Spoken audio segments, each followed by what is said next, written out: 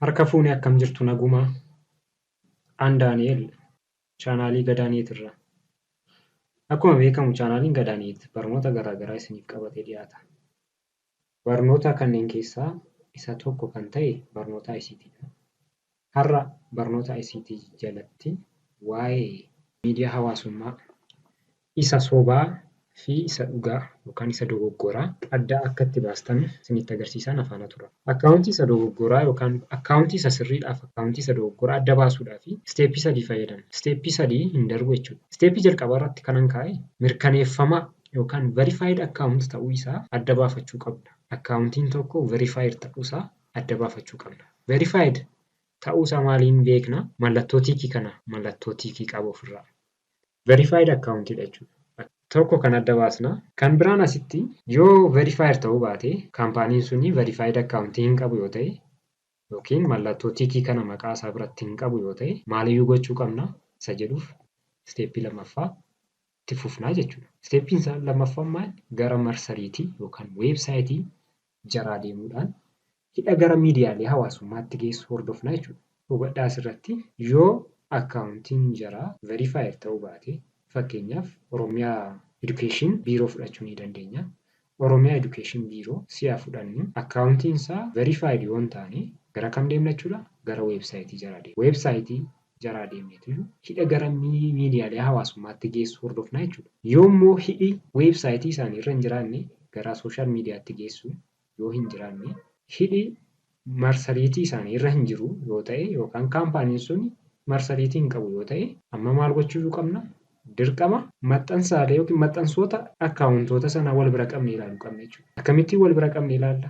Yeroo itti maxxanfamee cheek godhanna. Barfatee yookiin turee kan maxxansu inni akkaawuntii isa sobaa ta'uu isaa agarsiisa. Akkamittiin akkaawuntii feekii ta'e?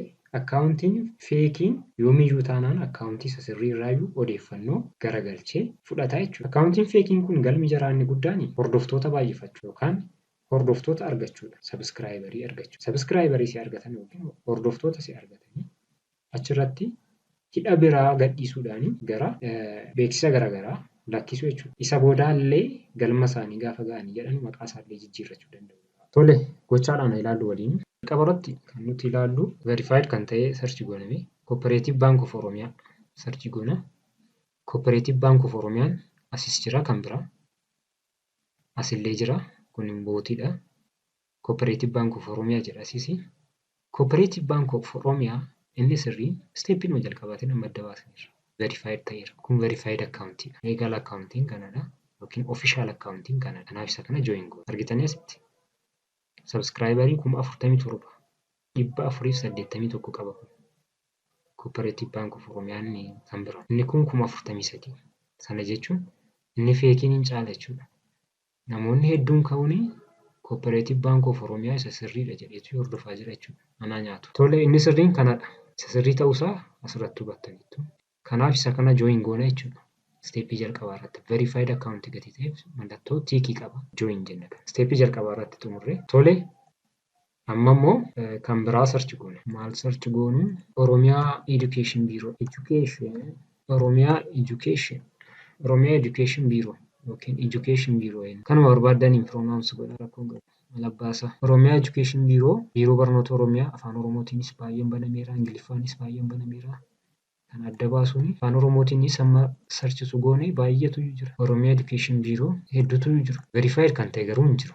Mallattoo tiikii kan ofirraa qabu hin jiru. Kanaaf kana maaliin godhachuudha? Gara isteeppii lammaffaatti hin ce'e. Isteeppii lammaffaa irratti maalan jedhe? Gara marsariitii kaampaanii kanaa yookaan dhaabbata kanaa deemnee Oromiyaa Education Bureau deemnee maal goona? Hidha gara sooshaal miidiyaatti geessu ilaallaa jechuudha. Oromiyaa Education Bureau sarchiin goona callisnee Oromiyaa Education Bureau weebsaayitiin Oromiyaa Education Bureau weebsaayitiin jedhama sarchi goona. Google irratti jechuudha. Jalqaba irratti inni dhufe kuni weebsaayitii isaaniiti. Jalqaba irra dhufe oeb.gov.et. Tole nuuf banaa jira. Xiqqoo load gochaa jira neetworkiin. Sooshaal miidiyaa liink kan jedhu dhufna. Load godheen fixneefidha. Tole bakka waan barbaadu argadheera. Inni kan banuu baatus sooshaal miidiyaa liink kan jedhu jira. Facebook, Telegram, Twitter, YouTube'itti kan geessu hidhi 4 jira. Jarreen hangafa ta'anii warreen kana jiru. Telegiraamii keenya hordofna. Telegiraamii kana irratti cuqaasna yookiin kilik goona. Tole Telegiraamii irratti si'a cuqaasnu automaatikaalii Telegiraamii irratti nu baneera. Telegiraam adreesii isaanii nu baneera. akka asirraa argitan 15,650 kan qabu official telegiraamii ta'uusaa agarsiisa jechuudha. Official RC. Kanaaf kana join goona jechuudha. Inni biraan feekii dhaggaru. Isa biraa soomsin itti agarsiisee isin ajaa'ibsiisuu danda'a. Sababni isaa hordoftoota hedduu qaba. 92,000 illee kan qabu jira. Amma kanaan hordofaa fakkeenyaaf 55 qaba, 19 qaba, 19, 5 qaba kuni, 2,000 qaba, akkasuma 92 kan qabu jira kun. Ilaala. Official account fakkaata gaa kuni.